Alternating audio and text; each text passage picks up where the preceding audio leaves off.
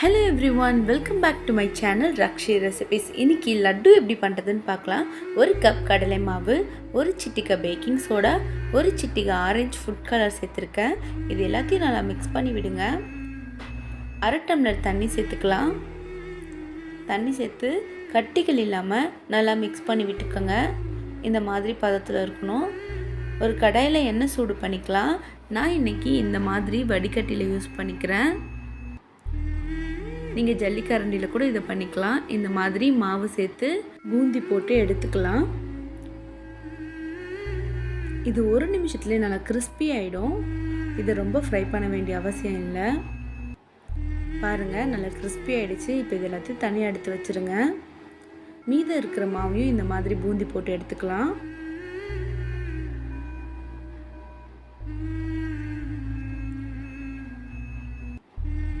இப்போ இதுலேருந்து நான் ஒரு கால் பகுதி மட்டும் எடுத்து ஒன்றும் பாதியமாக அரைக்க போகிறேன்.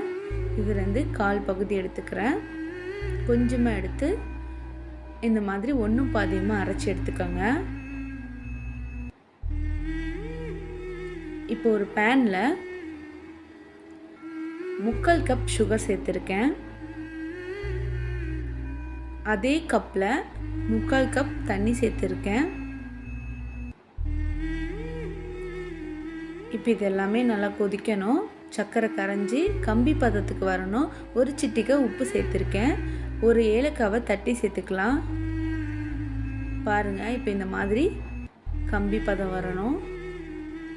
ஸ்டவ் ஆஃப் பண்ணிவிட்டு நம்ம பொரிச்சு வச்சுருக்க பூந்தி எல்லாத்தையுமே இது கூட சேர்த்து மிக்ஸ் பண்ணிக்கலாம்.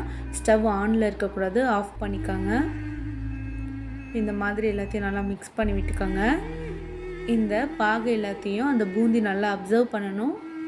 நான் கொஞ்சமாக பாதாமையும் திராட்சையும் நெய்யில் வறுத்துருக்கேன். இது கூட ஆட் பண்ணிக்கலாம். இப்போ இது எல்லாத்தையும் நல்லா மிக்ஸ் பண்ணி ஆற விட்டுக்கலாம். ரொம்ப ஆறக்கூடாது. மிதமான சூட்டில் இருக்கும்போது இந்த மாதிரி கொஞ்சம் கொஞ்சமாக பூந்தி எடுத்து லட்டு மாதிரி ரவுண்ட் பண்ணிக்கலாம்.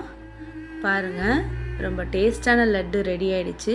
இந்த தீபாவளிக்கு இந்த ஸ்வீட்டை செஞ்சு உங்கள் ஃப்ரெண்ட்ஸ் அண்ட் ஃபேமிலியோட ஷேர் பண்ணி சாப்பிடுங்க. தீபாவளியை சேஃப்ட் அண்ட் செக்யூர்டாக கொண்டாடுங்க. இன்னொரு யம்மியான ரெசிபியோட உங்களை பார்க்குறேன். Bye friends.